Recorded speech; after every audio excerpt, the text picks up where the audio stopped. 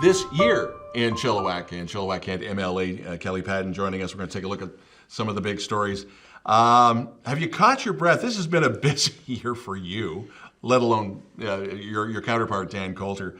Have you been able to actually take some time out and be with family? With family, yeah. It's been a busy year for everyone. I feel like we've all been able to get a lot done. Yeah.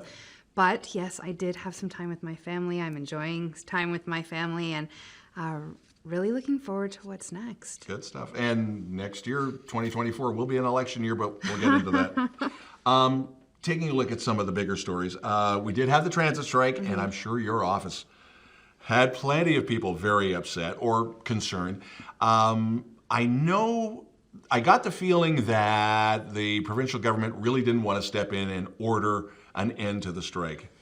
So at the end of the day, the best deals that can be reached are reached at the bargaining table. We know this. But also, to your point, I did hear from a lot of people about the issues with the transit strike, obviously, because it impacts people across the board. Even before that, though, I was hearing some issues about the services and what we need to do in the work ahead of us to make sure that our transit system here in Chilliwack really supports what people need. Yeah. By the way, for Chilliwack, BC Transit is saying New Year's Eve is regular Sunday service.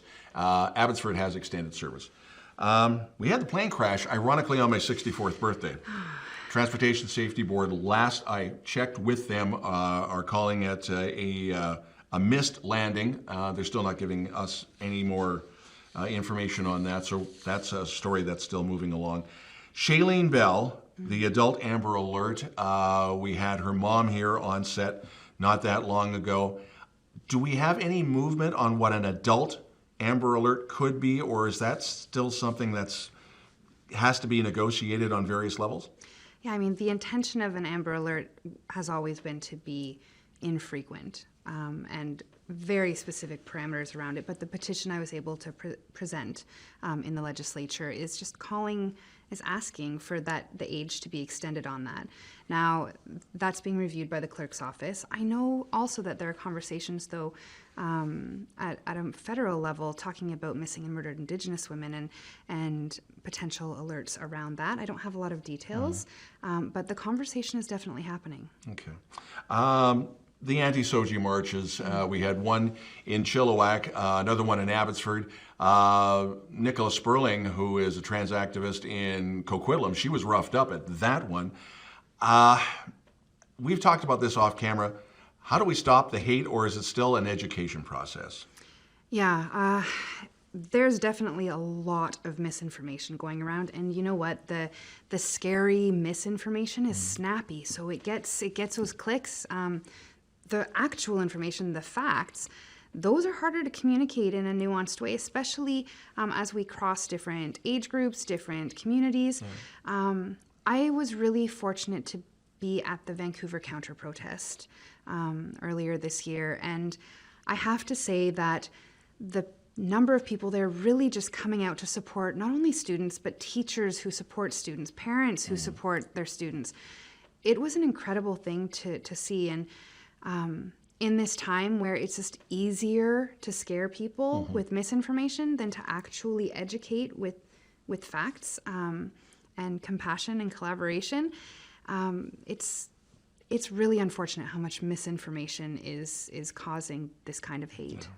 Another thing that was pretty obvious, and we're still seeing it now, was the drought. And we should be having a ton of rain. We're not really having that. I know with the drought, that put a big strain on provincial resources to put forest fires out. And there was the campfire ban, and I'm curious to know, people were complaining, let us have our campfires. Yeah. Were you getting that too? Yeah, so first I just want a huge shout out to all of the emergency responders. Yeah. This fire season was unprecedented, and I have to give a shout out to Minister Ma. She handled all of this and kept municipalities, mayors informed at such a close level. Also, she just had her baby, Azalea. So that being said, yeah, I was definitely getting emails from campers who were upset at Cultus or Harrison, like, why can't I have my campfire? And I'm very lucky to have a great team who responded to those with some facts and information. But it was roasted marshmallows, not the priority when half of the province is on fire. Yeah, exactly. Yeah. One that hits close to home because I had to have emergency surgery at the May long weekend, but pharmacists get to write prescriptions and dealing with wait times and that, trying to reduce that. That was a big thing for you in Victoria this year. That was fantastic. So I'm proud of our whole health HR strategy that Minister Dix brought forward. But you're right.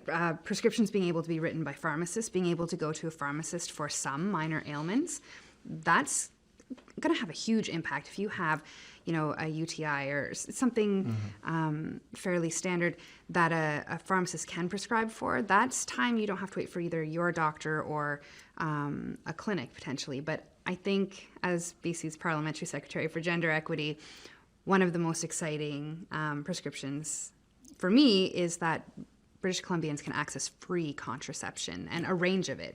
And pharmacists can prescribe that as well. It's making a huge impact. Still with medical, we had a young boy from Abbotsford, every parent's worst nightmare, almost drowned in Cultus Lake. Fortunately, the little guy is going to be okay, but as a parent, I'm sure that scared you. Yeah, when I heard that laugh, though, on Facebook, those videos. Yeah, we all did. I'm so glad he's okay. One woman that we all have a tremendous amount of respect for, she is the mayor of Kent, Sylvia Pranger. So she throws on her running shoes and says, you know what? I'm going to do a walkathon. Follow me for the aquatic center. What did you know? Did you have any inside information that she was going to do this? Oh, okay. So I knew she was going to do it, and we were texting back and forth beforehand, but I was in Victoria, so I couldn't be there. But so thrilled for her, and I know she just crushed it. So all to raise money for the aquatic center that is being built, and there's almost $10 million in contribution from the provincial and federal government, and I know this will really help the community rally as well. It's going to have a huge impact. And this is the same mayor, by the way, who at the end of this proudly showed off that she blew out those running shoes on that run. We're talking about community monies with the pool, but there were some other community projects that were getting some funding as well. Absolutely. So we know this year that we are growing so quickly. Last year as well, lots of growth in our area. I have the honor of representing 3 municipalities as well as a regional district, and I think something I was really excited about this year was that our provincial government gave these cash infusions to help with infrastructure and growth costs directly to communities. So it was called the Growing Communities Fund, and in Chilliwack here, we received over $16 million that mayor and council could make decisions about infrastructure priorities. Fraser Valley Regional District got $8.8 million, District of Kent, they put some of this money towards the leisure center, the pool as well. They received $2.7 million, so a lot of really well-timed money for infrastructure and the needs of growing communities. Still to come, we're going to take a look at top stories in sports, check out weather, and the top news story of the year. That's all coming up.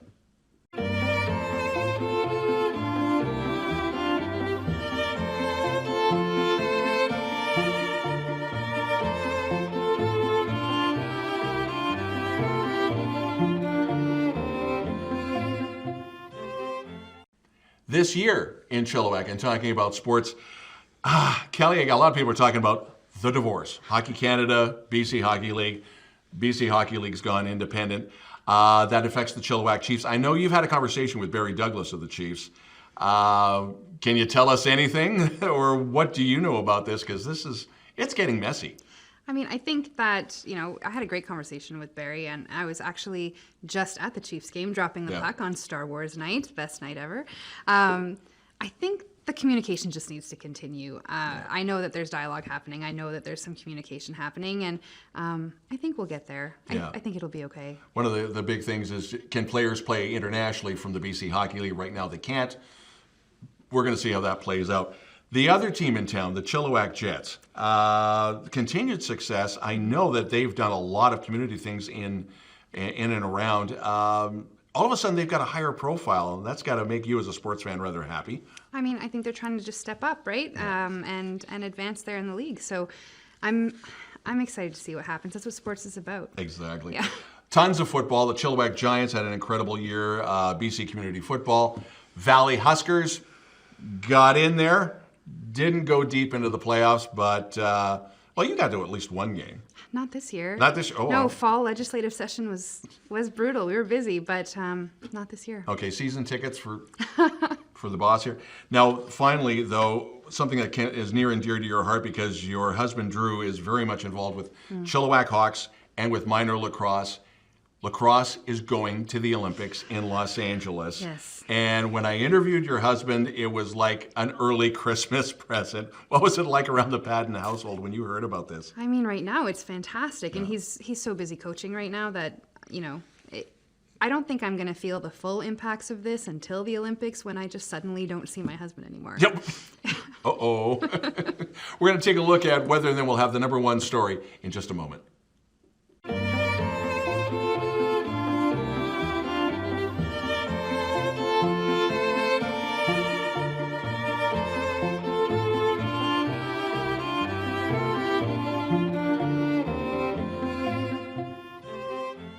Thanks, Kelly and Don. Chilliwack weather in review. It felt like we were drowning this November, which was because we got 163.1 millimeters of rain, which was this year's record. 43.3 millimeters fell all on one day in November on the 4th. It was nasty. December may come out ahead though, as we've already had 151.7 millimeters, and there's still a little bit to go. The least amount of rain fell in August, with a total of only 15.1 millimeters of precipitation, which was quite dry. We did have a dry spell starting on June 25th that lasted until July 10th, making it one of the nicest Canada days we'd seen in a while. February 21st was the start of a cold snap, with temperatures below zero that lasted until March 1st. And March 1st happened to be the coldest day of the year at negative 7.5. The warmest day of the year was oddly on May 14th. The temperatures got up to 34.7. Far too warm for me. I don't like that much heat. And we didn't even get our pool out yet, so that wasn't cool. And remember those dry days in June and July? Well, the temperatures actually stayed above 25 degrees the whole time. Air conditioners in overdrive. All in all, we had a pretty great summer with the average temperatures for July and August being around 27, which was very warm. I'm looking forward to 2024 when the weather will be cold and rainy or sweltering hot and dry. Your guess is as good as mine. Happy New Year, and back to you, Don and Kelly.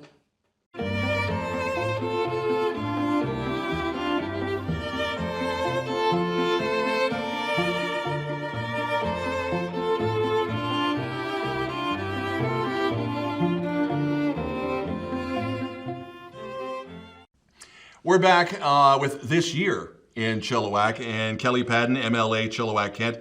Number one story, and I know near and dear to a lot of people's heart, and I see these guys in action already in my neighborhood. This was the Car 67 program. So what does this entail, and what's this all about? Car 67 is an amazing program. So I know the City of Chilliwack has been advocating to the province for such a long time. What it is, it's a team. It's a team effort. So when there's a mental health crisis and the call comes in, not only does an RCMP officer answer, but a mental health professional is there as well. We know that mental health crisis is not a legal issue. It's not a criminal issue. So having the police there to do what police do best, and having those mental health practitioners there to support that crisis and really to make decisions about what does this person need in that moment. This is going to be really transformative because being able to respond to people where they're at and offer services that they need, keep policing, and keep mental health supports there. I think it's fantastic, and I'm so proud we were able to all come together to get this done. Now, I hope you've been able to at least take a bit of a breather now that we're in holiday season. Yeah, I mean, I have a little bit of time with my family right now, so it's gonna be fantastic. Gotta ask, any New Year's resolutions? I mean, I've put my name forward. My intention to run in the 2024 election. So my resolution, I guess, is to keep serving Chilliwack-Kent, Chilliwack-Cultus Lake to be, I suppose. It's a real privilege to be able to serve my neighbors, and I mean it. I'm not just saying it. So that's my resolution. I'm just going to keep focusing on just helping as many people as I can while I'm here. MLA Kelli Paddon, thanks for stopping by, and Happy New Year. Happy New Year, Don. You're watching This Year in Chilliwack.